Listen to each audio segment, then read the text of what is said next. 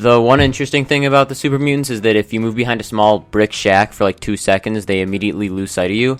And in fact, both of them basically disappeared after I ran away. I remembered that I had a laser rifle of some kind, which is probably pretty decent, and by pretty decent I mean pretty terrible. So I actually decided I wanted to fight them, but the problem is that when I said they disappeared, I was actually serious. Like, I literally couldn't find them anywhere. So I probably would have died anyway, so I continue on whatever I was doing in the first place. I'm pretty sure Preston, Garvey, Justice Warrior, needed another group of raiders single-handedly killed off entirely. So 20 seconds later, I've successfully located the raider hideout. The raiders waste no time, using all of their resources immediately to combat this random civilian who has wandered a little too close to their brick building.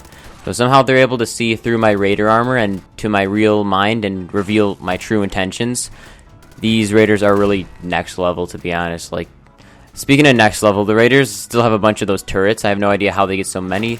They even have a little mini one in a shopping cart this time, so I guess they're advancing. Soon enough, I'm in the base, ready for some perfectly legal assassinations. 12 steps into the little hideout place, and I've already used half of my stim pack supply, which is 1. Putting turrets in shopping carts is also apparently a thing with the raiders now.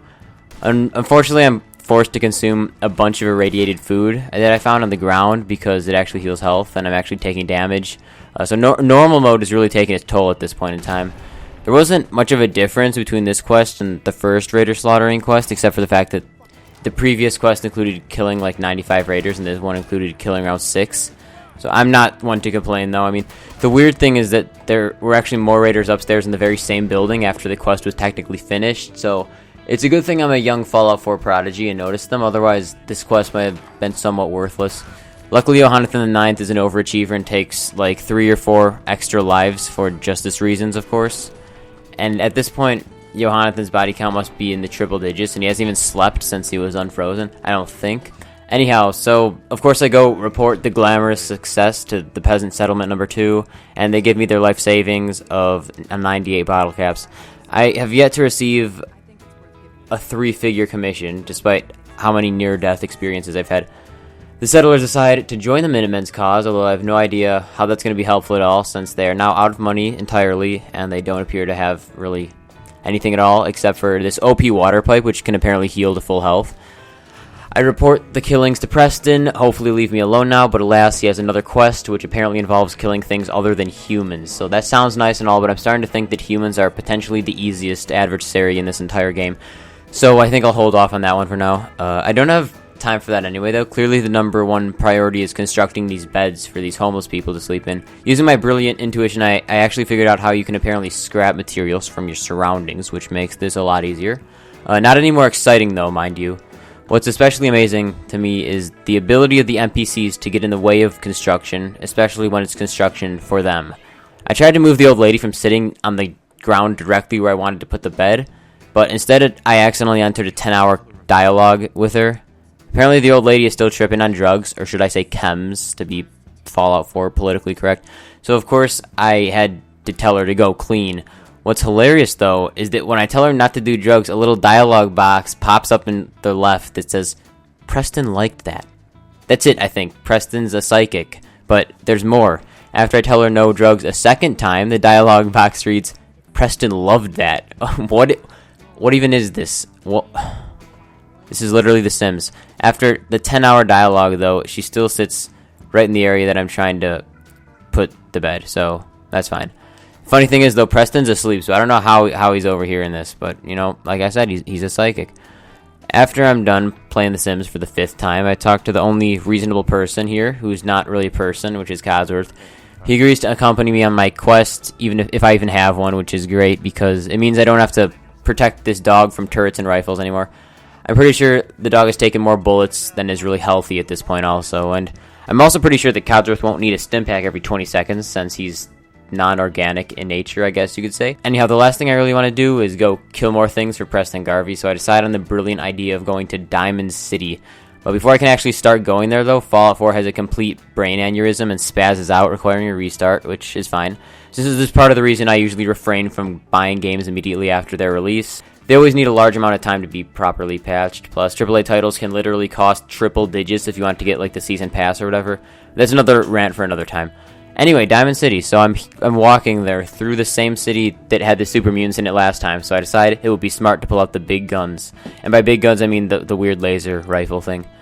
Pros and cons to the weird laser rifle, by the way. Pros, it actually deals damage to super mutants, and I actually have ammo for it. So two pros. The cons, you literally have to crank this lever on the side of it 360 degrees every single shot. But another pro is that the shooting and fatality animations with it are pretty nice. They're pretty satisfying. Apparently when Codsworth takes too much damage, he just shrivels up and temporarily dies or plays dead anyway. So it's effective at keeping him alive, but that's about it.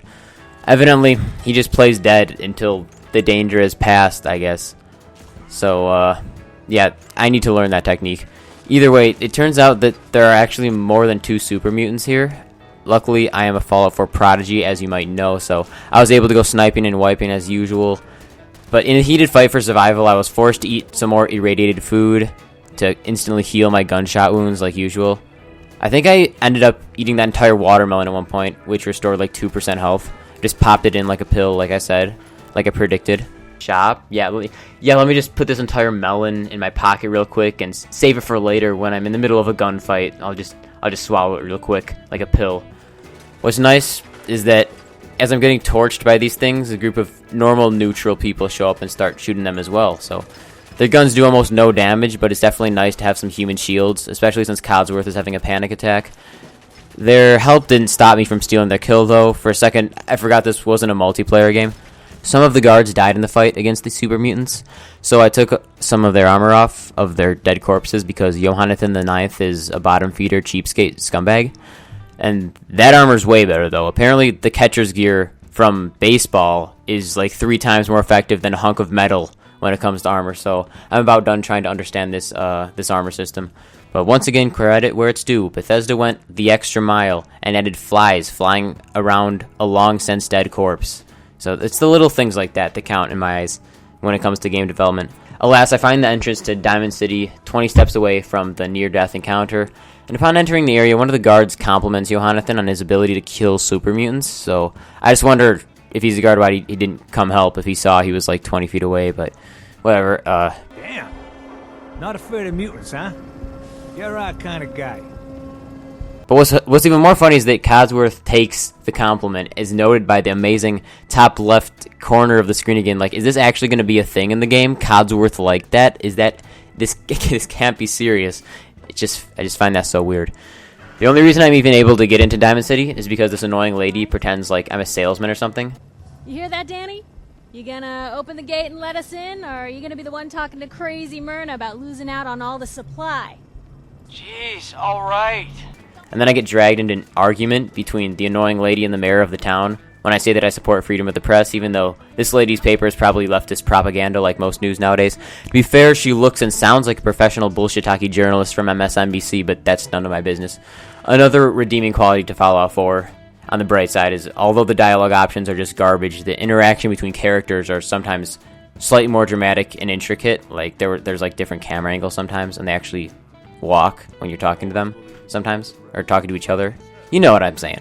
Even Codsworth interjected into the conversation at some point, which some people might overlook, but just think of the extra effort that it might have taken to give Codsworth a line of dialogue when there's a solid chance both A, he wouldn't even be my selected companion at this point since I have like 3 or 4 options, and B, the protagonist wouldn't select the proper dialogue option to trigger his interjection. So a lot of things have to happen in order for him to say that line, and that just makes me think how much time they must have taken to add in lines, assuming that he's not the only one who has dialogue interjections like that.